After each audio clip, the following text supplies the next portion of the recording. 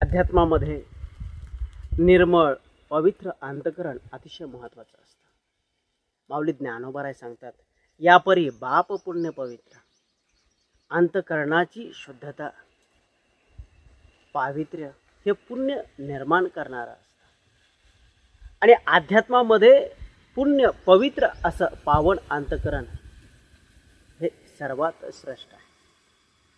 माऊली ज्ञानोबा सांगतात की या अशा पवित्र अंतकरण, शुद्ध पावित्र्य असणारं हे अंतकरण, या अंतकरणामध्ये भक्तीचं बीज यशस्वी पद्धतीनं त्याचं रोपण होतं.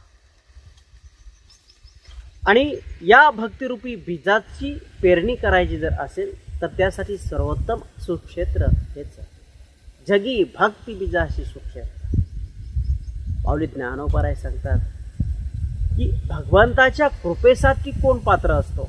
ज्याचं अंतकरण शुद्ध आहे, ज्याच्या अंतकरणाचं पावित्र्य आहे, व्यापकपणा आहे, संपूर्णपणे त्या ईश्वराला शरण गेलेला आहे, तो कृष्ण कृपे पात्र. याची लागे फक्त एक पवित्र निर्मळ शुद्ध अंतकरण या ईश्वराच्या कृपेसाठी पात्र बनवतं. रामकृष्ण.